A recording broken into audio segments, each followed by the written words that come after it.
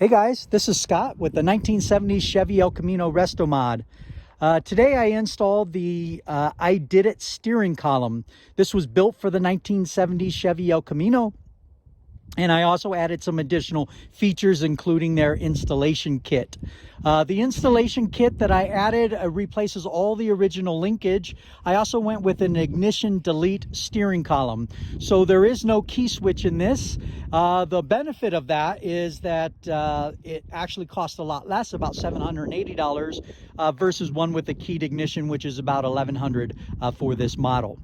The other benefit is that actually helps offset the cost of adding a keyless entry ignition system, which I have a start button instead of having that key. It also bypasses some of the controls for the steering lock and so forth. It's very clean. It's powder coated black. I'm really happy and pleased with the cosmetic upgrade that it added. When I did the installation kit, I also wanted to match it to the Lee power steering box. So let's take a look at that under the hood now. So the first step here is to actually do the linkage underneath, and by purchasing the installation kit, I was able to replace all the original linkage, and I used a rag joint that is double D. So the double D from the top and the bottom, small to large. And then it has the rag joint that connects to a 30-tooth spline. That's the Lee power steering box with a 12-to-1 ratio. That is a more modern setup, the 30 spline instead of a 36 spline. So when I did the install, instead of going to the original, again, I customized this package so that I can get the rag joint to go 30 spline. And then up here is a 48 spline out of the steering column, that's standard. I went with the Jorgensen joint with the double D. Everything came out really great. I did have to cut the double D arm down in size. And the way I did it, I mean, you know, you measure twice, you cut once, and I got it perfect 100%. So the double D actually comes flush about right here, and that gives me just enough room to slide that universal joint up and out of the way, and you can see some of the splines that's shown, and that's the perfect amount. By design here, I should be able to break this apart, slip it up, give it a little twist, and the double D and everything will come out, and I can do some future repairs. So very pleased with all of that and the way it fit in through the hole in the firewall, and used the original plate to put it back there. But everything is nice and tight, and I replaced the column shifter, so the little lever and the spring action for the shifting, all of that linkage is gone, so much cleaner in appearance as well. All right, so let's take a look inside the vehicle. Powder coated black steering column, no ignition switch. As you can see, I have the ignition delete. I paired it up with the NRG adapter. The PCS electronic controller is in the middle here with the gear vendors and overdrive buttons right on the steering wheel, carbon fiber plate, and a Momo horn button. I also added in the Dakota Digital's cruise control lever, as well as the tilt lever that I added as well. So I've got an 8-position tilt, and then I added the dimmer switch. So this dimmer switch here, the push button, will allow me to dim the headlights from brights. Actually, it's a bright switch, so it's a high-low. And all of that came out really great. So let me mount the camera up.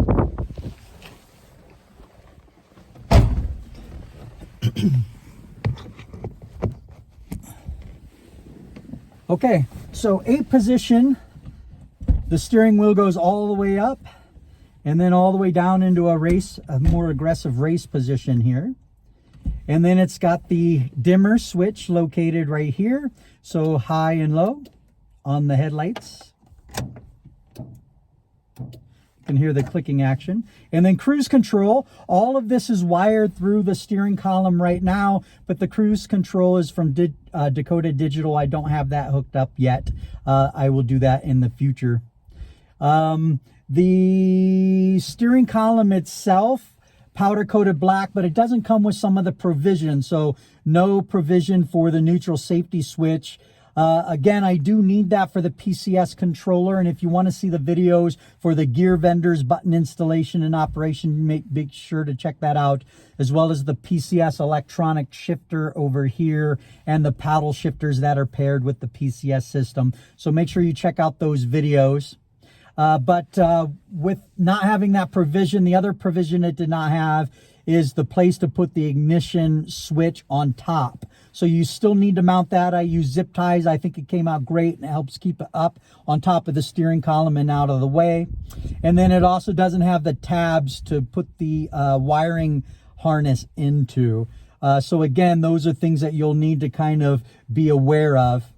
Also, during the installation, it's really important when you pull everything out, before you start the project, make sure you do your alignment. Start with the wheels straight. Make sure your wheel is centered, and you mark the position on your original column so that you can try to get everything back in alignment without doing adjustments later. And when I did mine, again, that special care I put in, everything was 100% perfect the first time. The position of the wheel is dead center, going 70, 80 miles an hour. It's perfectly tracked. I didn't have to change the tie rods, and I didn't have to pull the wheel off and turn it one tooth in either direction to get that alignment back and straight. So all of that came out really well. Again, paying attention to your original positions on the gearbox, as well as how you put in your double D alignment, and everything really makes a difference there. All right, and then the cruise control for the turn lever switch. Again, takes this into the modern era. It's fully function.